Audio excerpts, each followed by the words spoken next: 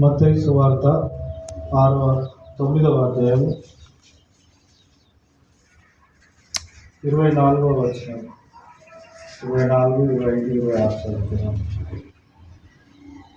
అలమేయుడి ఈ చిన్నది నిద్రించుచున్నదే కానీ చనిపోలేదని వారితో చెప్పగా వారు ఆయన అపహసించి జనసమూహమును పంపివేసి ఆమె లోపలికి వెళ్ళి ఆమె చెవి పట్టుకొనగానే ఆ చిన్నది లేచింది. ఈ సమాచారము ఆ దేశం అంతటా వ్యాపించింది. చిన్న ప్రార్థన చేసుకొని వాక్యాన్ని ధ్యానించుకున్నాం. పరిశుద్ధుడ, మహోన్నతుడ, మీకు వందనాలు కూడా. చదువుబడిన ఈ మాటలు మాకు ఇచ్చి పంచిపెట్టండి. నీ మాటలకు వినే చెవులను గ్రహించే హృదయం దయచేయండి. జ్ఞానమును ప్రత్యక్షత గల మనసు మాకు అనుగ్రహించండి. నీ ప్రేమను అర్థం చేసుకునే శక్తి మాకు దయచేయండి. ఈ స్వరం వింటున్న ప్రతి ఒక్కరిలో నూతన కార్యం మీరు జరిగించండి. ప్రతి విధమైన అంధకార దురాత్మ దయ్య శక్తులను బంధించండి. కృపగల దేవ, నీ ఆత్మను కుమరించి గొప్ప స్వతంత్రత, విడుదల, సమాధానం మాకు నీ స్వరం వింటున్న ప్రతి ఒక్కరికి కలుగజేయమని యేసు నామం పేరట ప్రార్థిస్తున్నాను తండ్రి. ఆమేన్. అందరికీ వందనాలండి. Praise the lord.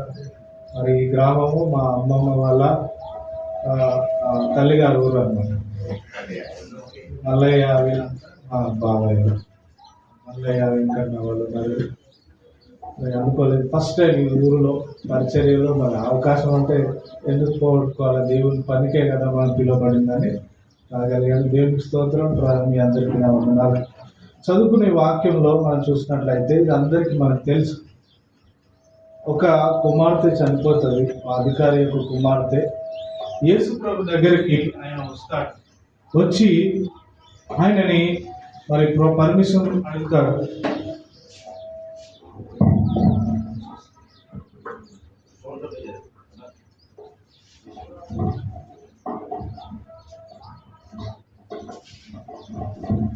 ఆయనకి ఆ అధికారి ఆయన దగ్గరకు వచ్చి ఆయనకు మొక్కి ఆయన సమస్య తెలియజేసుకుంటాడు. ఏంటిదనంటే, నాకు ఒక్కతే కుమార్తె ఉంది, ఆమె చనిపోయింది, వచ్చి ఆమెను బాగు చేయని రిక్వెస్ట్ చేస్తాడనమాట. ఇక్కడ ఈ అధికారి దగ్గర మనం చూసి నేర్చుకోవాల్సింది ఏంటంటే, ఈ లోకంలో వ్యాధి వచ్చినప్పుడు బాగు చేసుకోవడానికి హాస్పిటల్ ఉన్నాయి, సమస్య వస్తే కోర్టులు ఉన్నాయి, రకరకాల పరిస్థితులు ఉన్నాయి. అయితే చనిపోయినాక బతికించే అవకాశాలు ఎక్కడైనా ఉన్నాయి. చనిపోతే మనం ఏం ప్రిపేర్ అవుతామంటే, ఇక అయిపోయింది, సమాధి కార్యక్రమం చేద్దామని ఆలోచిస్తాం.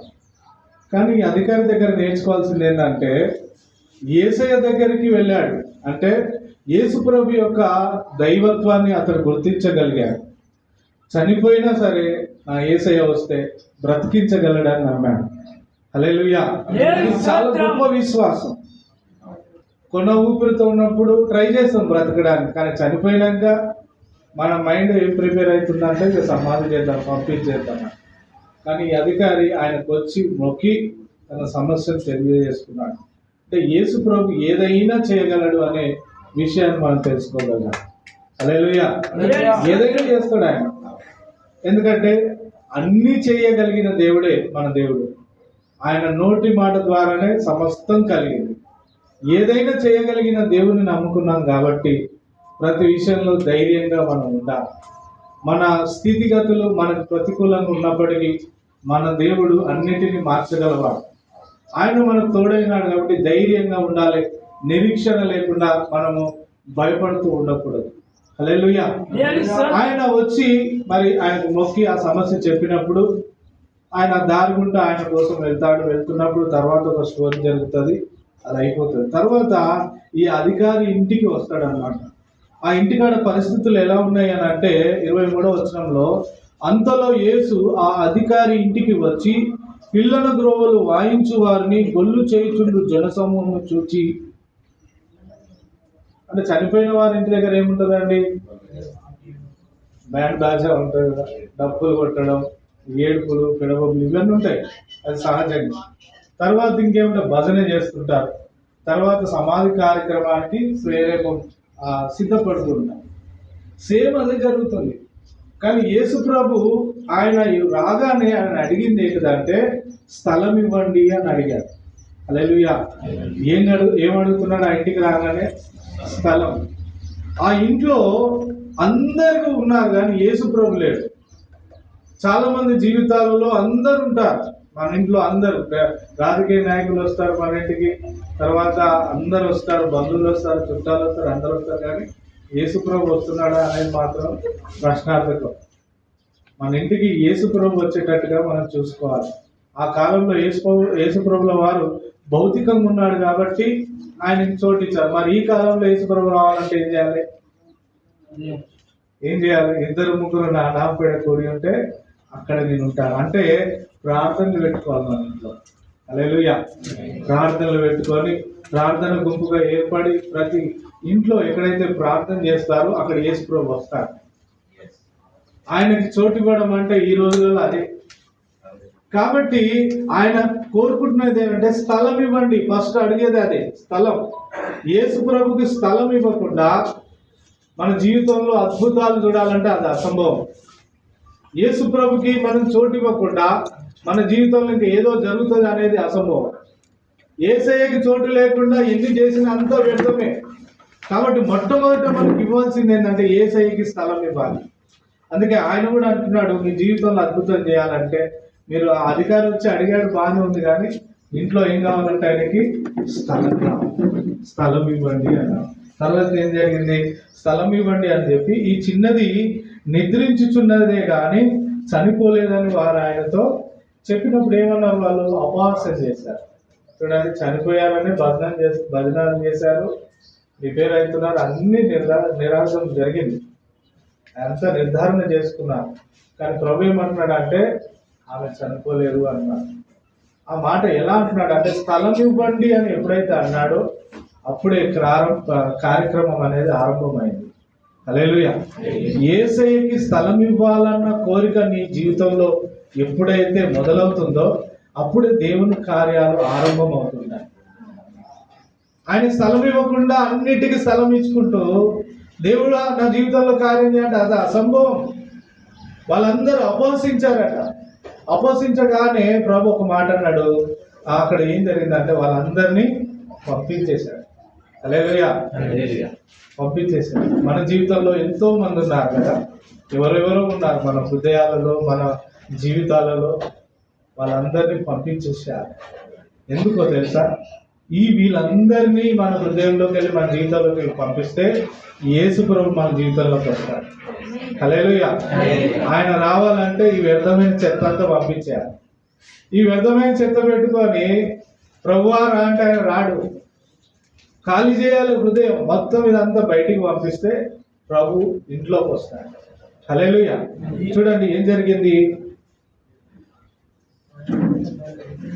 జనసమూహంను పంపివేసి ఆయన లోపలికి వెళ్ళి ఆమె చేయి పట్టుకొనగానే, జనసమూహములు వ్యర్థమైన వాళ్ళు మన జీవితంలో ఎవరెవరు ఉన్నారో వాళ్ళందరినీ, వ్యర్థమైన వాటిని అన్నిటినీ, అంటే అర్థం ఏంటిదేనంటే ఫస్ట్ ప్రిఫరెన్స్, ఫస్ట్ ప్రాముఖ్యత మన జీవితంలో దేవునికి ఇవ్వాలి.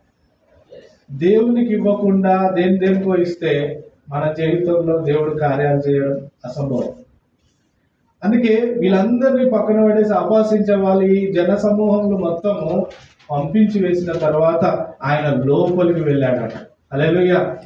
వీళ్ళందరూ బయటకు వెళ్తుంటే ఆయన ఏమొస్తున్నాడు? లోపలికి వస్తున్నాడు. చూడండి, ఇక్కడ 100 మంది పట్టాలనుకున్నారు అనుకోండి, ఇప్పుడైతే సగం నిండిపోయింది. ఇంకా నిండాలంటే ఏం చేస్తాం మనం? ఒక్కొక్కటి సామాన్ బయట పెడితే బయట ఉన్న వాళ్ళు లోపలికి రాగలుగుతారు. చోటు లేకుండా నిండగలుగుతుంది. అలాగే మన జీవితంలో ఒక్కొక్కరు ప్రిఫరెన్స్ అనేది తీసేస్తుంటే ప్రభు లోపలికి వస్తూ ఉంటాడు అన్నమాట. హల్లెలూయా. ఆయన లోపలికి వస్తున్నప్పుడు బయట అంతా వెళ్తున్న కొద్దీ ఆయన లోపలికి వస్తున్నాడు. లోపలికి వస్తున్నప్పుడు ఏం జరుగుతుందో తెలుసా? ఆయన అద్భుతం చేసి చూపిస్తాడు. నీ జీవితంలో యేసు ప్రభు, నీ ఇంట్లో, నీ ఒంట్లో యేసు ప్రభు ఎంత నిండితే నీ జీవితం అంత అద్భుతంగా మార్చబడుతుంది. ఆయన నిండకుండా ఇంకా ఏయో మన జీవితంలో నింపుకున్నట్లయితే దేవుని మహిమా కార్యాలు చూడడం అసంభవం. దేవుడు ఎందుకు మాట్లాడిస్తున్నాడు. దేవుడి స్తోత్రం. హల్లెలూయా. చూడండి, ఆయన లోపలికి వెళ్ళి ఆమె చెయ్యి పట్టుకొనగానే ఆ చిన్నది లేచెను. ఈ సమాచారము ఆ దేశం అంతటా వ్యాపించారు. చూడండి, ఈరోజు ఒక దగ్గిన సాక్ష్యం చెప్తున్నారు, తుమ్మినా సాక్ష్యం చెప్తున్నారు. చిన్న చిన్న వాటికే క్లారిటీ ఉండదు సాక్ష్యాలకి. చిన్న చిన్న వాటికే లేనిపోయి అని చెప్తారు. అవి ఉన్నాయో నిజమేంతో అబద్ధం ఎంతో అని చెప్పారు. ఆ సాక్ష్యం ఎట్లుండాలంటే కాదనలేనటువంటి సాక్ష్యం ఉండాలి సమాజంలో. హల్లెలూయా. నా జీవితంలో ఒకటి జరిగింది. ఏంటిదంటే నా లివర్ పాడైపోయింది, 50% పాడైపోయింది. తర్వాత నన్ను గాంధీలో వేశారు. ఆ డాక్టర్ నన్ను చూస్తుంది, నువ్వు అటు ఇటు ఉన్నావయ్యా అన్నాను. అంటే నాకు చాలా బాగా అనిపించింది. మా ఆవిడ పిల్లల వైపు చూశాను. వాళ్ళకి మా ఆవిడ తల్లిదండ్రులు ఎవరు లేరు. నేను లేకపోతే ఆమె ఏమైపోతుందా అని మనసులో బాధపడుతున్నా. అయితే దేవుడు మహాకృపను బట్టి నేను ట్రై చేస్తాను. ఒక మేడ ఏం చేసిందంటే ట్రీట్మెంట్ చేసింది. దేవుడు మహాకృపను బట్టి 3 రోజులలో కంట్రోల్ అయ్యింది. తర్వాత నాకు గాలిపిడలో స్టోన్స్ ఉన్నాయి, సర్జరీ చేయాలని చెప్పారు. చెప్పినప్పుడు నేను సైన్ పెట్టాను. అక్కడ నాకు డాక్టర్ ఫ్రెండ్స్ ఉన్నారనమాట. మార్నింగే సర్జరీ చేయాలి. సడన్గా నాకు చేసుకోబుద్ధి కాదు. నేను అక్కడ నుండి ఎవరు చెప్పకుండా ఇంటికి వెళ్ళిపోయా. నా సర్టిఫికెట్స్ అన్నీ ఉన్నాయి. ఆ స్టోన్స్ ఎంత ఏమన్నా ఉందో అవన్నీ సర్టిఫికెట్లు ఉన్నాయి. ఇంటికి వెళ్ళిన తర్వాత ఆ దేవుడు నేను ఒకటిని అడిగా, ప్రభువా నా మీద కత్తి పడద్దు, నువ్వేం చేస్తావు నాకు తెలియదు, నువ్వేం చెప్తుంది నేను చేస్తా, కానీ కత్తి అయితే నా ఒంటి మీద పడద్దు ప్రభువా, నువ్వేమన్నా చేయి కదా, చంపుకుంటావా బతికిస్తావా నీ ఇష్టం, నేనైతే సర్జరీ చేసుకోవాలని వచ్చినప్పుడు దేవుడు నాకు కొన్ని తలంపులు కలిగించాడు. దాన్ని ప్రకారం ప్రేరేపించాడు. 1 year నువ్వు నాన్ వెజ్ తినొద్దని ఒక ప్రేరేపణ వచ్చింది. 1 year మానేశాను. తర్వాత కొన్ని పనులు చెప్పాడు. ఆ పనులు నేను చేశాను. చేసిన తర్వాత ఏమైందంటే టెస్ట్ చేసుకుంటే మొత్తం నార్మల్ ఉంది. దేవునికి స్తోత్రం. హల్లెలూయా. లివర్ అంతా నార్మల్ అయిపోయింది, స్టోన్ లేదు. ఆ టెస్ట్ రిపోర్ట్స్ కూడా ఉన్నాయి. స్టోన్స్, గాలిబ్లాడర్ స్టోన్స్ లేవు, మొత్తం నార్మల్ కండిషన్స్కి వచ్చేసాను. ఆ సర్టిఫికెట్లు ఉన్నాయి. ఎక్కడ పోయినా ఆ సర్టిఫికెట్ చూసి సాక్ష్యం చెప్తాను. ఎందుకు, అంతమందికి స్టోన్ ఉండే, ఇప్పుడు లేదు. అది మొత్తం సర్టిఫికెట్లతో సాక్ష్యం చెప్పేసరికి ఎవరు దాన్ని కాదనలేదు. హల్లెలూయా. ఈరోజు మనం చెప్పే సాక్ష్యం ఎలా ఉంది? కాదన లేకుండా ఉందా? ఈరోజు మనం ప్రచారం చేస్తున్నాం కానీ ప్రభావం చూపించట్లేదు. ప్రభావం ఎక్కడ ఉంటుందో ప్రచారం అంత అవసరం లేదు. యేసయ్య ప్రభావితంగా పరిచయం చేసినప్పుడు ప్రచారం అంత లేదు. ఇంకా విచిత్రం ఏంటంటే ఎవరికి చెప్పొద్దు అన్నాడు ఆయన. హల్లెలూయా. ఎవరికి చెప్పొద్దు అంటే అంత ఎక్కువగా ప్రచారింపబడ్డాడు ఆయన. ఇక్కడ ఈ వ్యక్తిని ఎప్పుడైతే ఈమెను లేపాడో వాళ్ళు వెళ్ళి ఆ సాక్ష్యం ఆ ఊరు ప్రజలందరికీ చెప్పాడట, చుట్టుపక్కల ప్రాంతాలకు అందరికి చెప్పాడట. దాన్ని ఎవరూ కాదనలేరు. అలాంటి కార్యాలు మన జీవితంలో జరగాలంటే మొట్టమొదట ఆయనకి మనం స్థలం ఇవ్వాలి. రెండవది, మన జీవితంలో ఉన్న వేస్టేజ్ అంతా బయటికి పంపించి ఆయనను పూర్తిగా నింపుకోవాలి. అప్పుడు ఆయన ఎంత లోపలికి మన జీవితంలోకి ప్రవేశిస్తాడో మన జీవితంలో అన్ని అద్భుత కార్యాలు చేసి చూపిస్తాడు. మనం ఇంకా చెప్పవలసిన అవసరం లేదు. ఆ పనులే ప్రజలకు సాక్షార్థమై ఉంటాయి. హల్లెలూయా. కొద్ది మాటలు దేవుడు దీవించును గాక. చిన్న ప్రార్థన చేసుకున్నాం. పరిశుద్ధుడ మహోన్నతుడా, మీకు వందనాలు.